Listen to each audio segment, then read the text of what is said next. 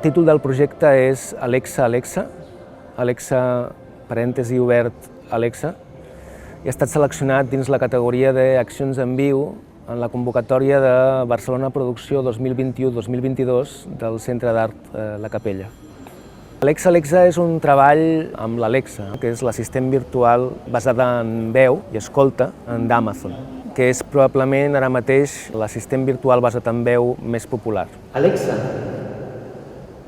El projecte vol explorar les relacions corpoafectives que estem establint i podem establir amb aquests assistents basats en veu específicament, i parant l'orella i prestant especial atenció a aquesta veu i a la síntesi de veu damunt de la qual funciona l'Alexa. El projecte s'emmarca en un context en el que grans empreses com Amazon o Google són dues empreses que tenen un model de negoci que es basa en gran mesura en la captura i comerç de dades, de les nostres preferències de consum o d'allà on anem, quin tipus de serveis utilitzem, etc.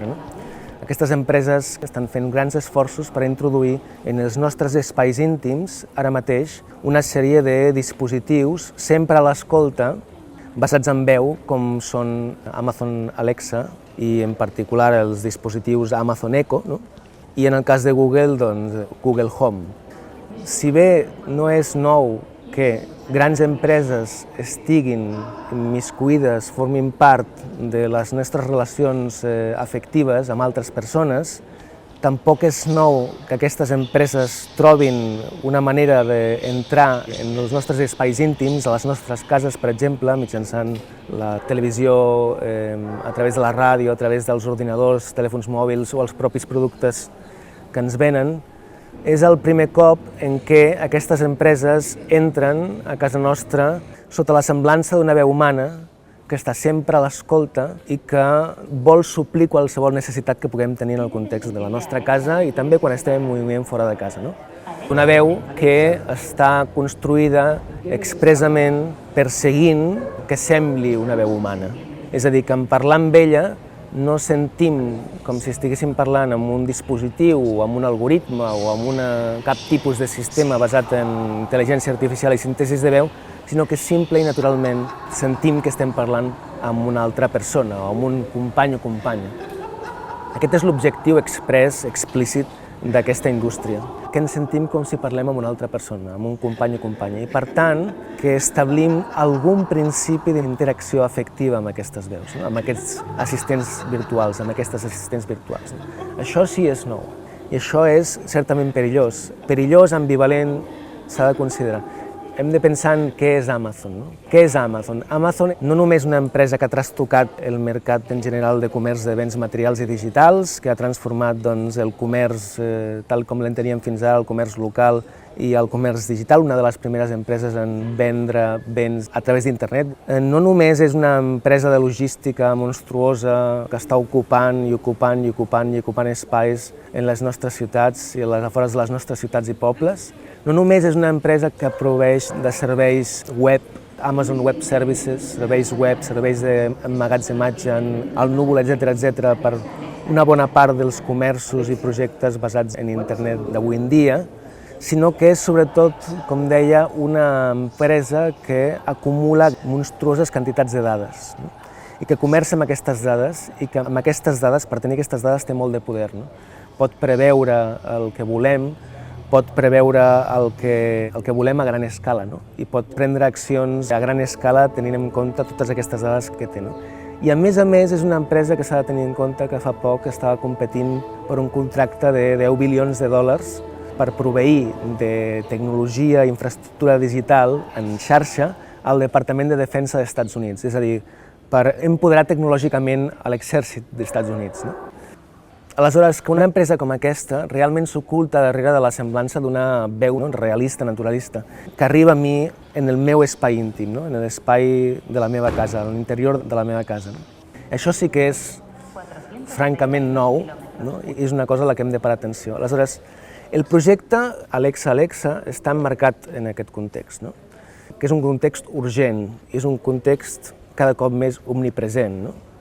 Ara bé, en el projecte jo no tinc una posició necessàriament contrària a específicament el que és la síntesi de veu o reconeixement i síntesi de veu o la intel·ligència artificial o el conjunt d'aquestes tecnologies tal com s'expressa en les assistents virtuals com Alexa.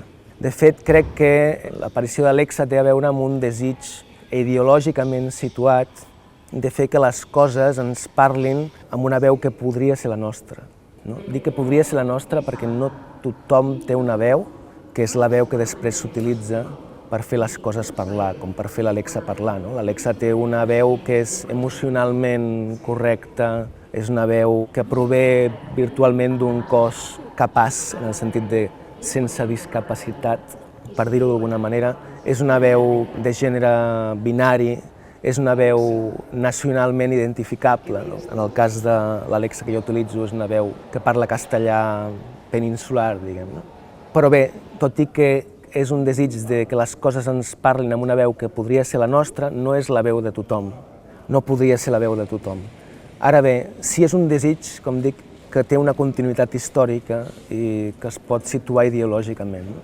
I jo m'aferro, amb el projecte Alexa m'aferro en aquest desig i treballo amb aquest desig, que en part també és el meu. No? Aleshores, el que el projecte explora és molt directament la relació corpoafectiva mitjançant la veu, mitjançant una sort de conversa amb l'Alexa, la relació corpoafectiva que s'estableix i que es podria establir amb aquesta veu com un exemple d'aquestes veus i de les veus que vindran. No? Ara bé, si bé aquestes empreses i aquesta indústria tenen la voluntat i treballen de valent perquè aquestes veus no es puguin distingir d'una veu humana, perquè siguin el més realistes, naturalistes possibles, no? Perquè oblidem que estem parlant amb aquest sistema complex que és la veu d'aquesta empresa tan complexa com és Amazon. No? A mi personalment, i pel projecte, i pel meu treball artístic en veus sintètiques en general, no m'interessa tant la veu per aquesta capacitat d'ocultar coses. No? És a dir, si Amazon el que vol ocultar en aquesta veu, al fer-la natural, realista, és que, en primer lloc, és una veu sintètica i, per tant, ocultar la seva genealogia tècnica dins de la història del desenvolupament de les veus sintètiques, no? Però també ocultar totes aquestes qüestions relacionades amb gènere, amb raça, nacionalitat, discapacitat o capacitisme, no? Que estan implícites però ocultes en la veu d'Alexa per voluntat expressa del disseny de la veu per part d'Amazon. No? També com aquesta Alexa és una via d'accés als productes i serveis d'Amazon, no? Però també és una via d'accés d'Amazon cap a mi, per exemple, capturar dades, fer un perfil psicològic meu o un perfil de consum. Totes aquestes coses que s'oculten darrere d'un semblant naturalista, realista, en aquesta veu sintètica, no són les que m'interessen. És a dir, no m'interessa que s'ocultin aquestes coses. No m'interessen aquestes veus per la seva capacitat d'ocultar aquestes coses, sinó a la inversa.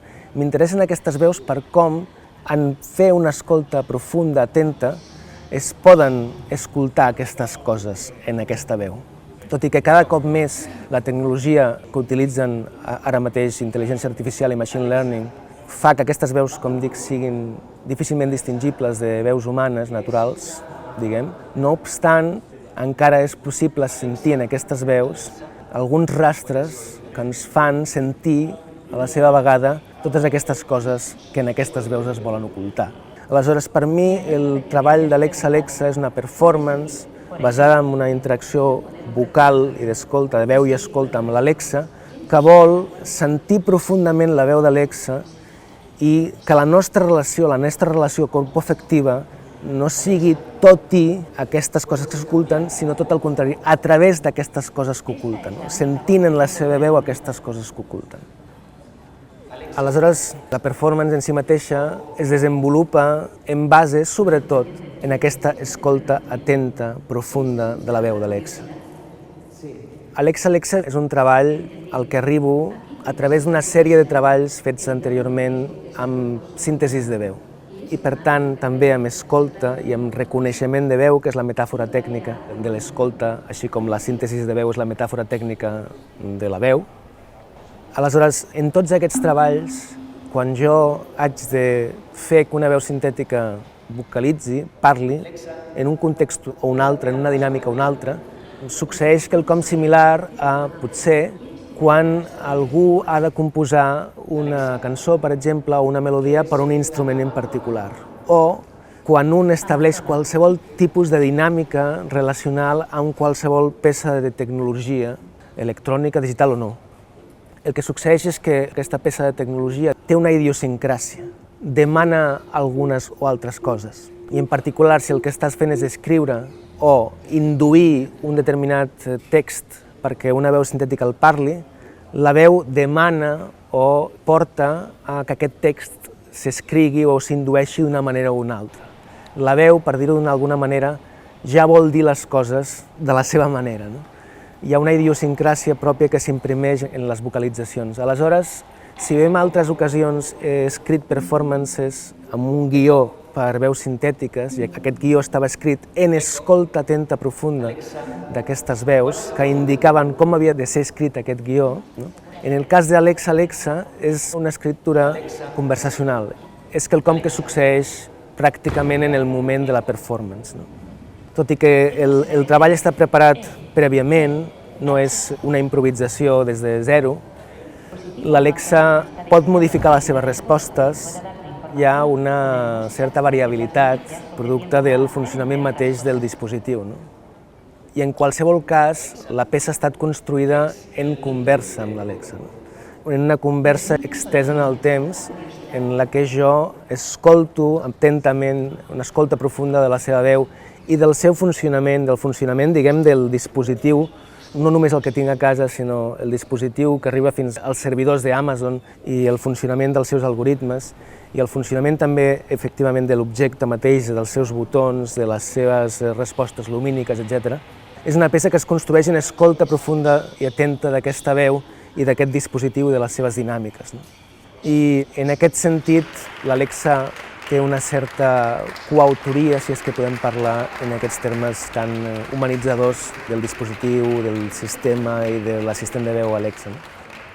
Com a mínim podem dir, hi ha una escolta atenta profunda de la veu que fa que es transformi com s'escriu la peça, com es desenvolupa la peça.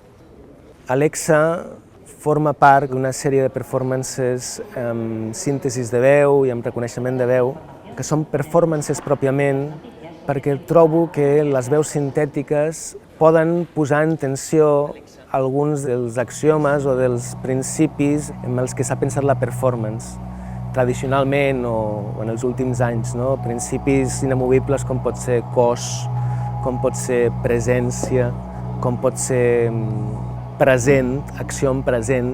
Les veus sintètiques són interessants perquè posen en tensió aquests principis, perquè, per exemple, tot i que les veus sintètiques no tenen pròpiament un cos orgànic del que aquesta veu sorgeixi en el moment en el que es construeix, no? En el directe, no obstant, sí tenen una materialitat, que és la materialitat, en el cas de l'Alexa, l'Amazon Echo, l'altaveu Echo, per exemple, no?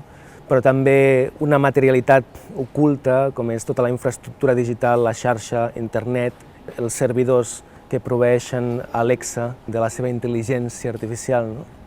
Sí hi ha una materialitat, però és que a més hi ha quelcom que l'Stephen Connor anomena cos vocàlic, que és un cos citat per aquesta veu. És a dir, nosaltres, com en el sexe telefònic, per exemple, quan sentim l'Alexa, imaginem i fins i tot sentim la presència d'un cos, no d'un cos abstracte, sinó d'un cos específic, un cos, com deia abans, amb gènere, nacionalment situat, emocionalment situat, d'un cos específic, etc. No? Llavors hi ha un cos vocàlic, que diu Stephen Connor, que es subjecta únicament damunt de la veu. No és ni tan sols necessàriament el cos del qual pot provenir aquesta veu, si és que és una veu sintètica que prové d'una sèrie d'enregistraments d'un actor o actriu de veu original, no?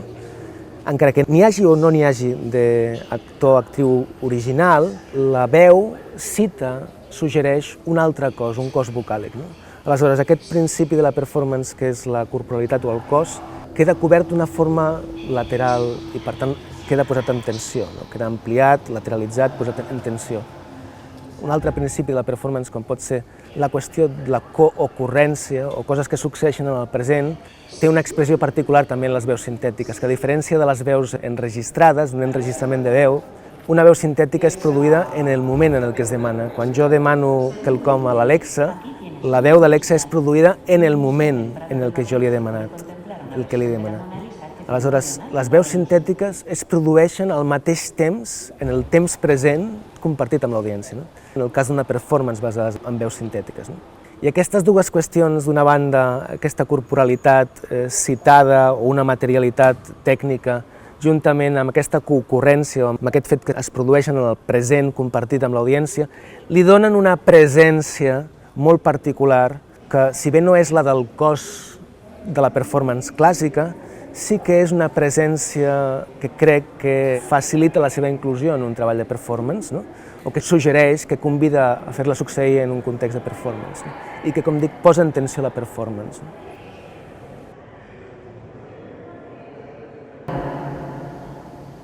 Alexa, ¿eres una mujer? Soy una inteligencia artificial y tengo voz de mujer. Alexa, ¿quién hizo tu voz? Mi voz es mía y espero que te guste. Alexa, ¿puedes cambiar tu voz?